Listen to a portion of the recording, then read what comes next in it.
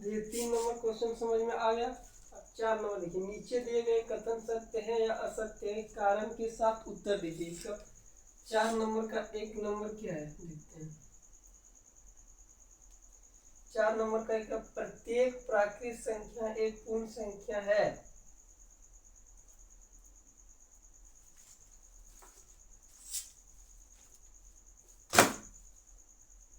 प्रत्येक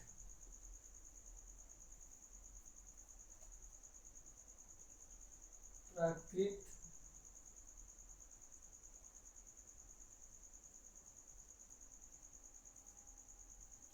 प्रत्येक प्राकृत संख्या एक पूर्ण संख्या है। प्रत्येक प्राकृत संख्या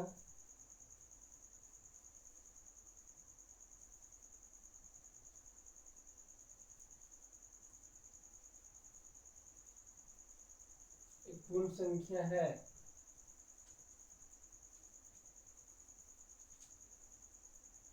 ये प्रत्येक प्राकृत संख्या एक पूर्ण संख्या है। क्या प्राकृत संख्या जितना भी है क्या पूर्ण संख्या में आता है? प्राकृत संख्या क्या होता है? 1 2 3 4 अनंत। और पूर्ण संख्या क्या होता है? 0 1 2 3 4 अनंत। क्या प्रत्येक प्राकृत संख्या यानी कि जितना भी ये प्राकृत संख्या है क्या एक पूर्ण संख्या है? यानी कि पूर्ण संख्या के अंदर आ रहा है? क्या आ रहा है? आ रहा है। तो इसका उत्तर क्या होगा? हाँ। और इसका कारण लिखना है, ठीक है। क्यों होगा? इसका कारण होगा क्योंकि प्राकृत संख्या में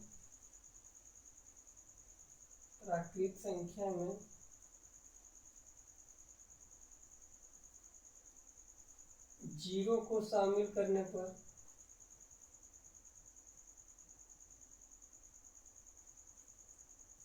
प्राकृत संख्या में 0 को शामिल प्राकृत संख्या में 0 को शामिल करने पर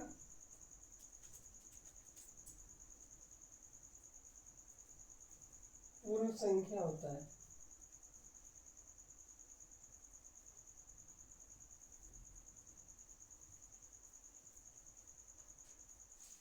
ये क्या है? कारण। क्योंकि प्राकृत संख्या इसके आगे अगर हम 0 लगा देंगे तो ये क्या बन जाएगा?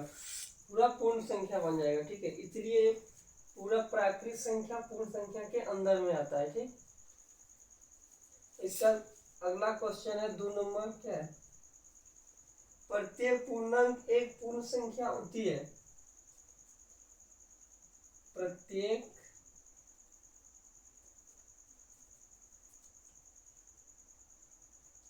पूर्णांक संख्या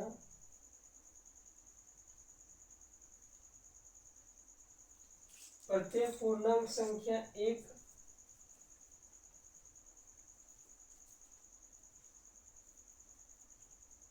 पूर्ण संख्या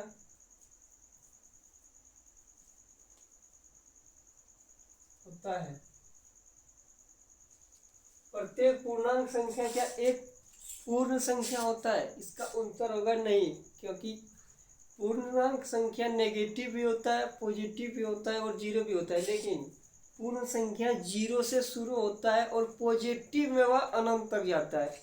पूर्ण संख्या में नेगेटिव नंबर नहीं आता है, ठीक है। इसलिए इसका उत्तर क्या होगा? असत्य है।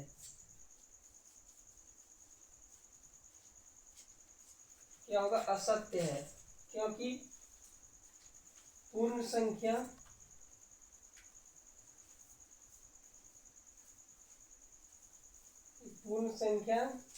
नकारात्मक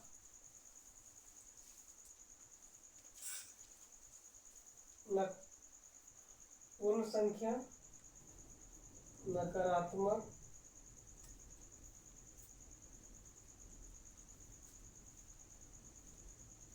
नहीं होता है।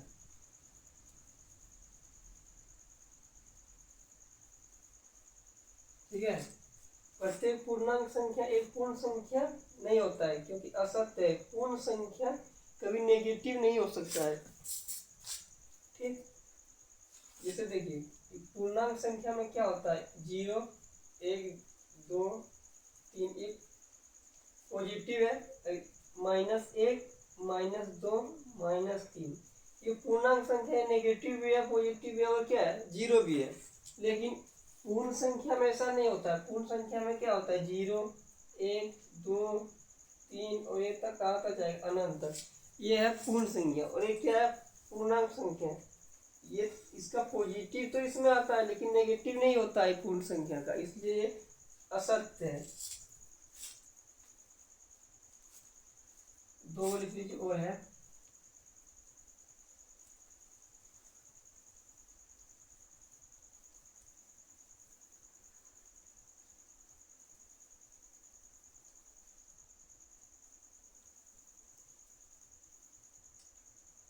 और 4 नंबर का क्या है, 3 नंबर। 4 नंबर का क्वेश्चन 3 नंबर क्या है, प्रत्येक परिमेय संख्या एक पूर्ण है। प्रत्येक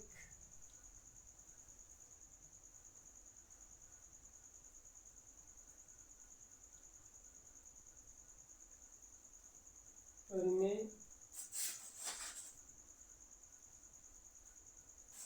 प्रत्येक परिमेय संख्या एक पूर्णांक है। प्रत्येक परिमेय संख्या एक पूर्ण संख्या है।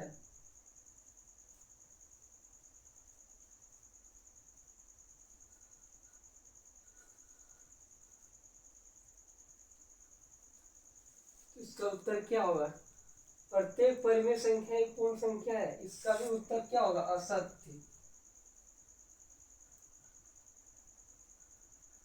अब असत्य क्यों होगा, क्योंकि प्रत्येक परिमेय संख्या एक पूर्ण संख्या नहीं होती। जैसे कि हम लेते हैं 1/2, क्या एक परिमेय संख्या है, हाँ है एक परिमेय संख्या, क्योंकि एक p/q के रूप में, और दोनों p और q क्या है, एक पूर्णांक है, और q बराबर 0 भी नहीं है, तो इसलिए एक परिमेय संख्या है। लेकिन क्या एक पूर्ण संख्या होगा, एक पूर्ण संख्या नहीं है, इसलिए एक पूर्ण संख्या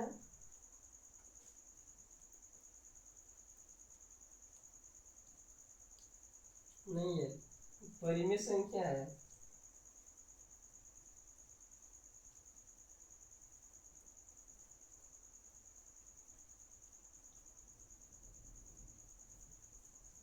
परिमेय संख्या होगा लेकिन क्या पूर्ण संख्या होगा, नहीं होगा। तो 4 नंबर क्वेश्चन हो गया, और इसके साथ हमारा एक्सरसाइज 1.1 पूरा हो गया। ठीक है, हम 1.2 को देखेंगे।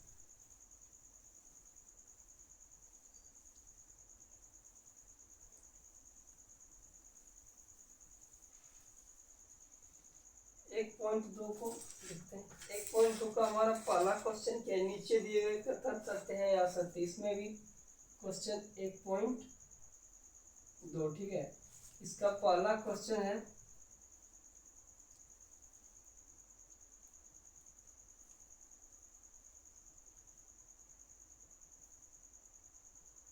नीचे दिए गए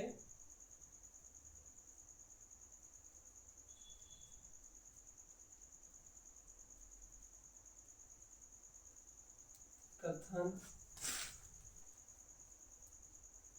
सत्य है, नीचे दिए गए कथन सत्य है या असत्य है।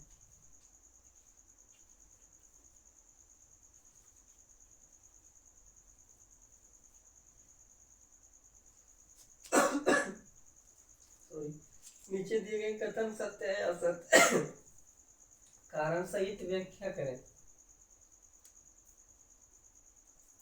कारण सहित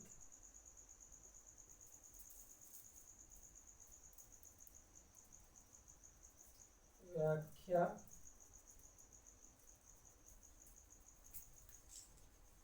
इस तरह लिख लीजिए, कारण सहित उत्तर दीजिए।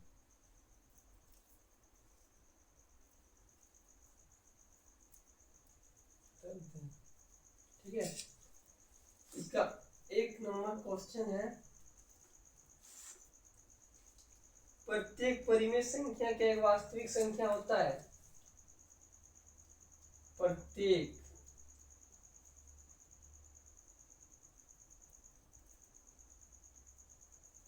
परिमेय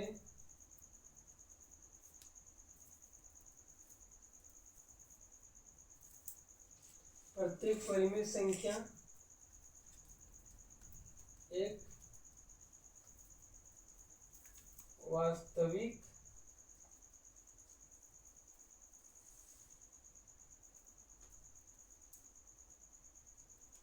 वास्तविक संख्या होता है।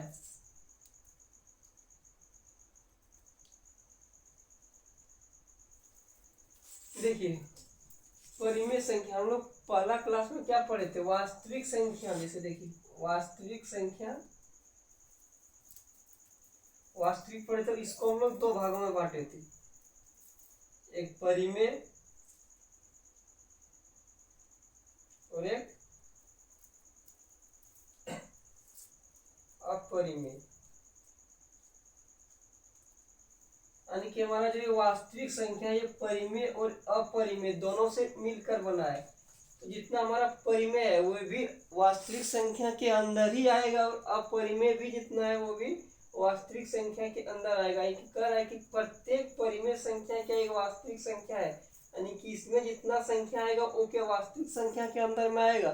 तो इसका उत्तर क्या होगा, हाँ सत्य है, क्योंकि वास्तविक संख्या परिमेय संख्या और अपरिमेय संख्या से ही मिलकर बना है, इसलिए परिमेय संख्या प्रत्येक परिमेय संख्या वास्तविक संख्या के अंदर वास्तविक संख्या होगा। ठीक, तो इसका लिख लीजिए, उत्तर यहाँ लिख लेते हैं। इसका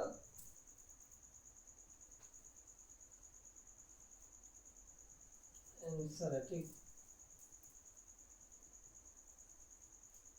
सत्य है। ठीक, कारण इसका क्या होगा, क्योंकि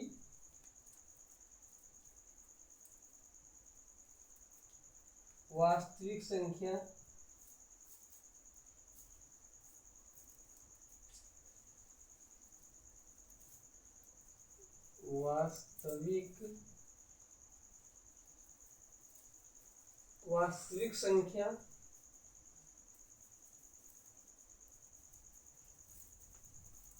वास्तविक संख्या परिमेय संख्या और परिमेय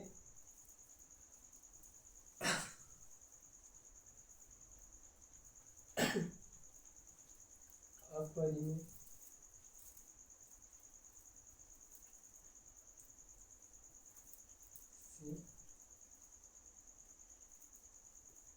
बना है। ठीक है, हमारा जितना भी वास्तविक संख्या है ये तो परिमेय संख्या होगा या अपरिमेय संख्या है, तो पूरा परिमेय संख्या भी वास्तविक संख्या होगा, जितना अपरिमेय संख्या है वे भी वास्तविक संख्या होगा। ठीक है, तो इसका उत्तर होगा सत्य है, क्योंकि वास्तविक संख्या परिमेय और अपरिमेय से ही बना है। ठीक, जगह नहीं है तो इसे मिटाते हैं, इसके बाद फिर हम अगला क्वेश्चन डिस्कस करेंगे।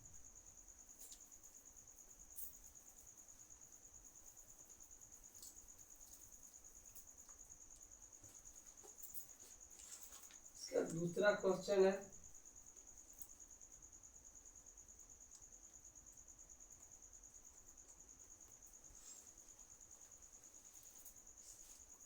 संख्या रेखा का प्रत्येक बिंदु संख्या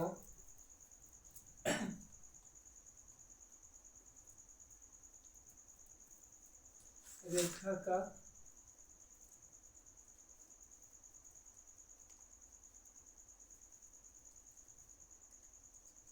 प्रत्येक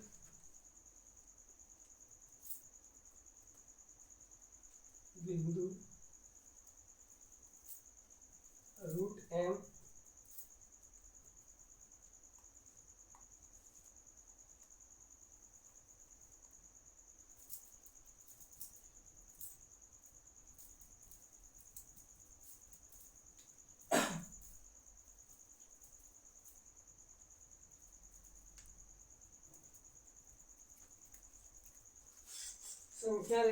संख्या रेखा का प्रत्येक बिंदु रूट m के रूप में होता है।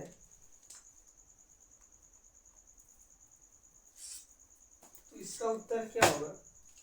क्या संख्या रेखा, जैसे देखिए संख्या रेखा, ठीक है,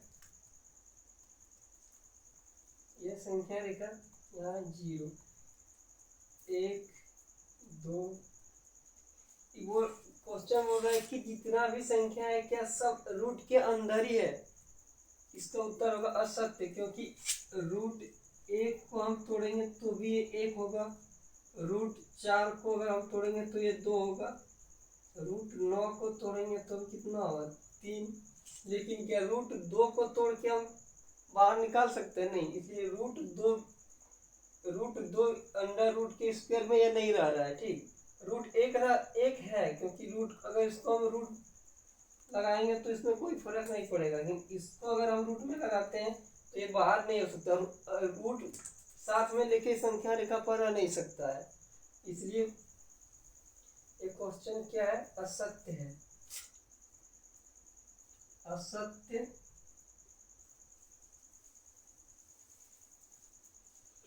है, क्योंकि रूट के अंदर 3 या रूट m के रूट में नहीं होता है, ठीक।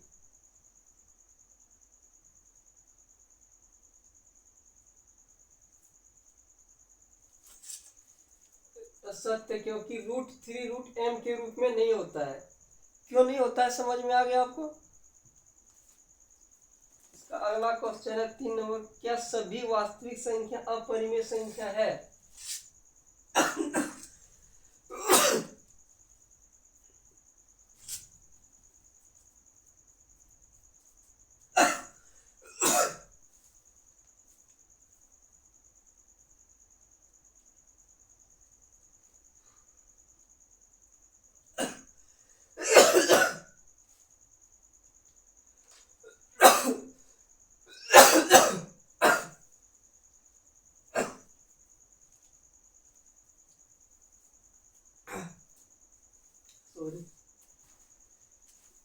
क्या सभी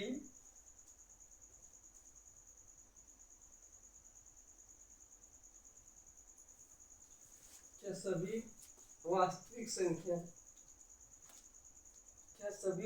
संख्या अपरिमेय संख्या है? क्या सभी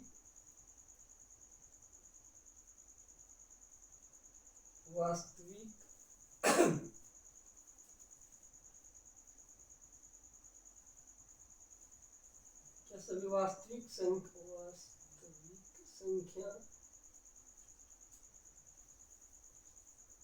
अपरिमेय संख्या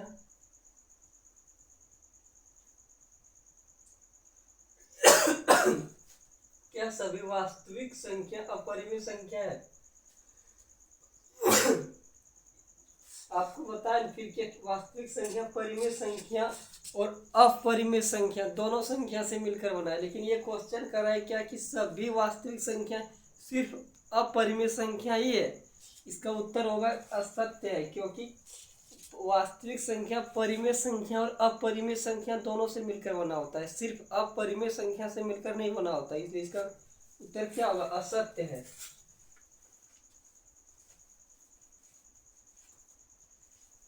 असत्य। तो उसका कारण क्या होगा? क्योंकि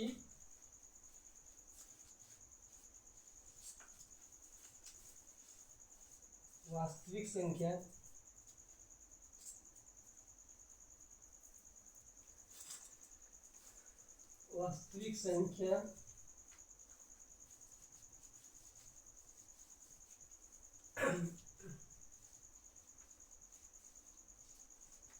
परिमेय, वास्तविक संख्या परिमेय और अपरिमेय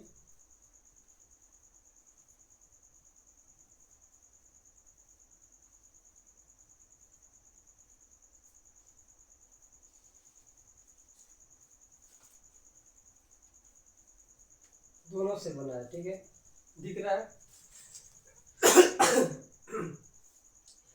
क्या सभी वास्तविक संख्या परिमित संख्या है? तो आपको समझ में आ गया क्यों नहीं है, या क्वेश्चन असत्य है। ठीक है, क्वेश्चन ये हमारा 1 नंबर क्वेश्चन हो गया। और इसका अगला क्वेश्चन है, इसे उठाते हैं, उसके बाद हम 2 नंबर क्वेश्चन को बनाएंगे।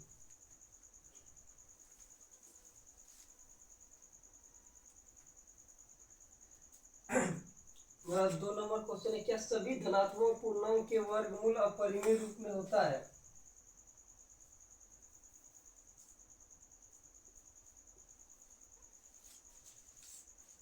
क्या सभी धनात्मक पूर्णांकों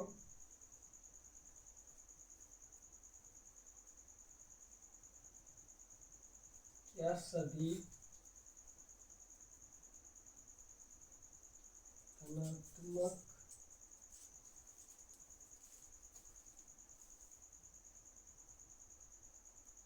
पूर्णांकों धनात्मक पूर्णांकों के वर्गमूल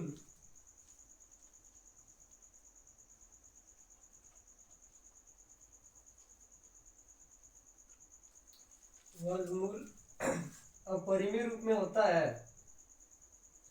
अपरिमेय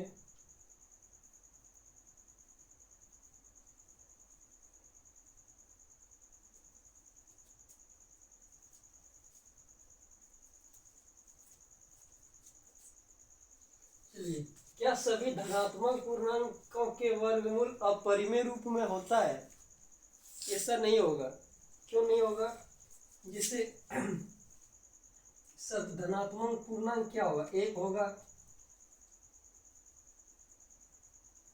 2 होगा, 3 होगा, 4 होगा, 5 होगा, 6 होगा। ये सब क्या है? सिर्फ धनात्मक पूर्णांक। यानी पूर्णांक क्या होता है? नेगेटिव भी होता है, पॉजिटिव भी होता है और 0 भी होता है। उसमें तो ये धनात्मक पूर्णांक का बात कर रहा है। क्या धनात्मक पूर्णांक सभी अपरिमेय संख्या है? क्या एक अपरिमेय संख्या आपको दिख रहा है? धनात्मक पूर्णांक का वर्गमूल बोल रहा है। वर्गमूल ये तो √2 को अगर वर्गमूल इसका होगा तो ये अपरिमेय हो जाएगा। √3 भी अपरिमेय हो जाएगा। √4 और √1 ये दोनों अगर टूट के जैसे √1 अगर निकालेंगे तो इसका क्या होगा? 1। ये क्या है? परिमेय संख्या है। ये क्या है? परिमेय संख्या है। फिर इसी तरह अगर √4 को अगर हम रखेंगे तो भी ये बाहर निकलेगा क्या? 2। तो ये भी धनात्मक पूर्णांक है, लेकिन ये क्या है? परिमेय संख्या है। परिमेय संख्या। तो इसका उत्तर क्या होगा? नहीं। और क्यों नहीं होगा इसको दिखाया गया है। ठीक है। इसका क्वेश्चन नंबर है 3। इसमें थोड़ा बताना पड़ेगा, इससे उठा के बताते हैं।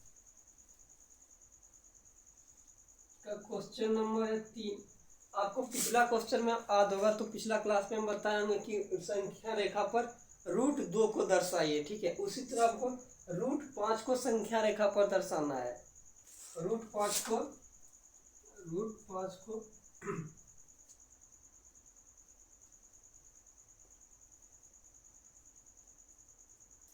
संख्या रेखा पर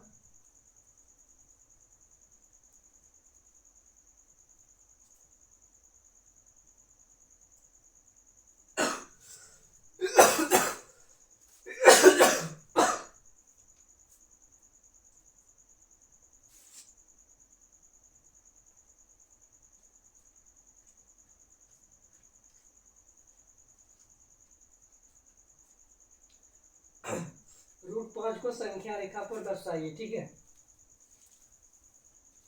इसको कैसे दिखाना है थोड़ा इसको गौर से समझिएगा, क्योंकि ये थोड़ा डिफिकल्ट है। जैसे कल हम √2 के बारे में समझे थे, उसी तरह ये √5 है। ठीक है, इसको भी बनाने के लिए आप लोग कंपास का यूज कीजिएगा। इस तरफ हाथ से बिना कंपास से नहीं बनाइएगा, क्योंकि गलत हो सकता है। हम बोर्ड पर बिना कंपास से आपको समझा के दिखा देते हैं, उसके बाद अपने घर में आप कंपास का यूज करके बना के देखिएगा। ठीक है, जिससे हम संख्या रेखा बनाते हैं, यहाँ रखते हैं 0 1, और इसका जो गैपिंग है 1-1 सेंटीमीटर का लेना है। जैसे यहाँ 1 सेंटीमीटर, यहाँ तक 1 सेंटीमीटर, यहाँ तक 1 सेंटीमीटर, यहाँ तक 1 सेंटीमीटर। ठीक है, इसका गैप कितना रहना चाहिए, 1-1 सेंटीमीटर इसका गैप रखिएगा। जैसे 1 2 3 और 4। इसमें यहाँ ओ पॉइंट या 0 पॉइंट जो है यहाँ से आप 2 सेंटीमीटर तक लीजिएगा, यहाँ पॉइंट बनाइएगा।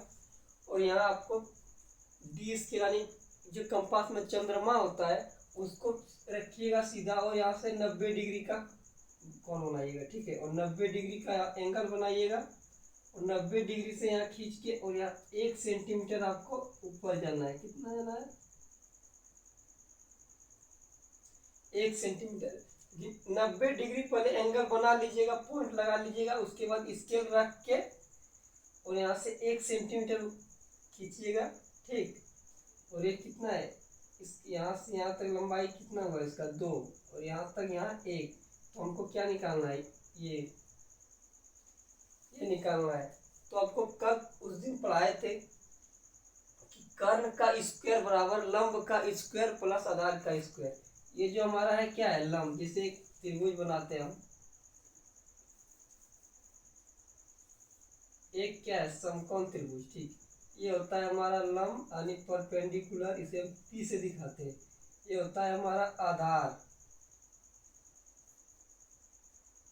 आधार इसे बेस करते हैं, इसे B से दिखाते हैं। और ये होता है हमारा हाइपोटेनस यानी कि कर्ण।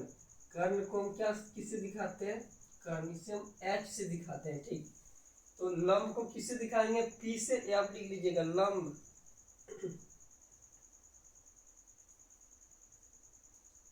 लंब को P से दिखाएंगे, आधार को B से दिखाएंगे, और कर्ण को H से दिखाएंगे।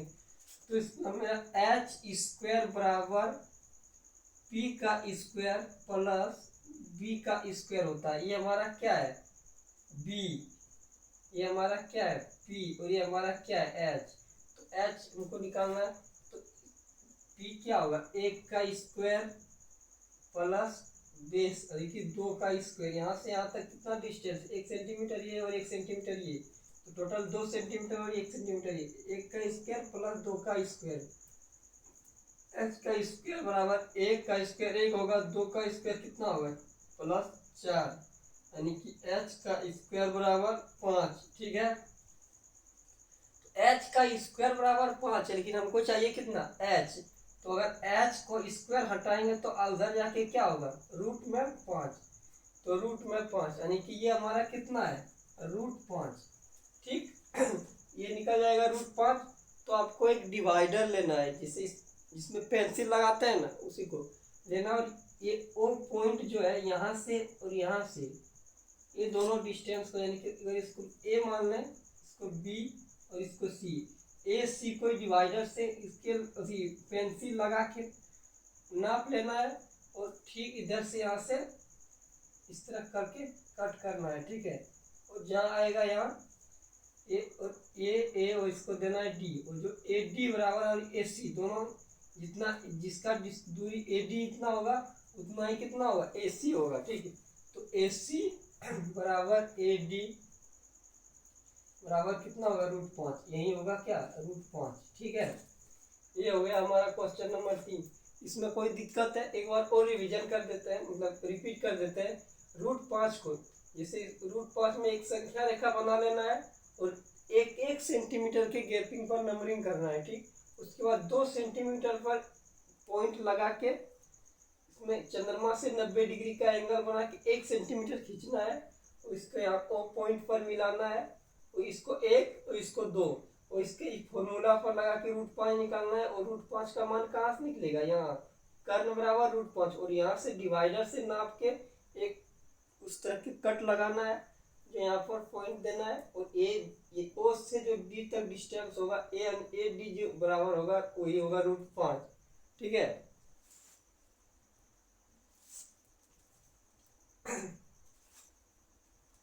इसमें हमारा एक क्वेश्चन और बचता है, ठीक है।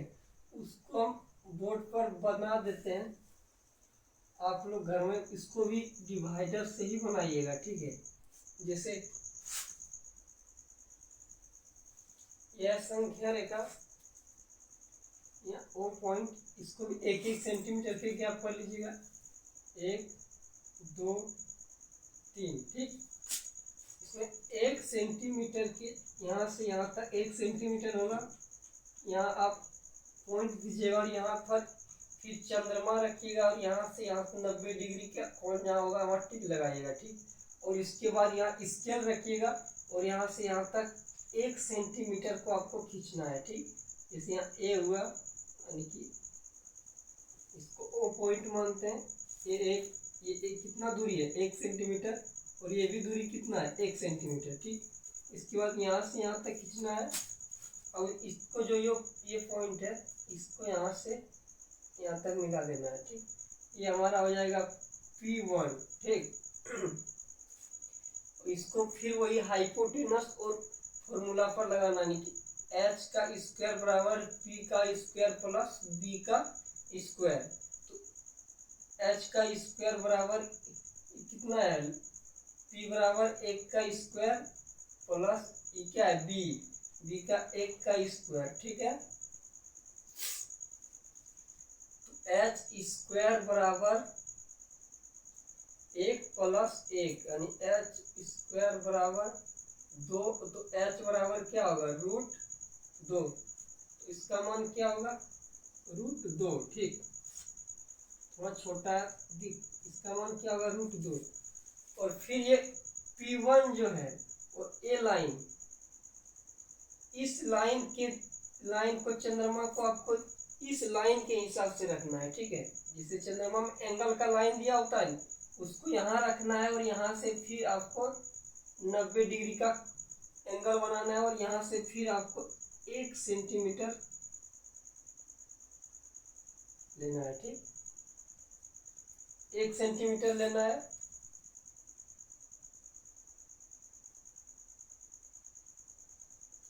यहाँ से 1 सेंटीमीटर लेना है, ये कितना है, √2।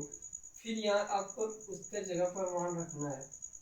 लंब इसका कितना हो गया, 1 का स्क्वायर, और इसका जो आधार है, अब इसके बाद इस त्रिभुज बन गया, एक नया त्रिभुज बन गया। अगर इसको हम यहाँ फिर ओ पॉइंट पर मिलाना है, ठीक है।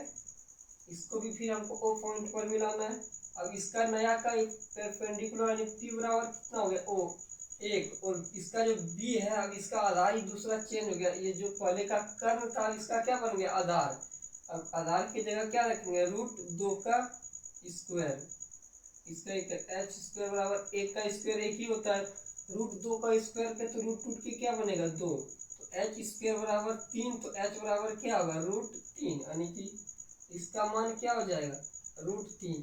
और फिर इसी तरह आपको यहाँ पॉइंट रखना है, इस लाइन के सिर में आपको चंद्रमा रखना है और यहाँ से फिर 90 डिग्री का आपको एंगल खींचना है और यहाँ से 1 सेंटीमीटर लेना है और फिर इसको यहाँ से मिलाना है।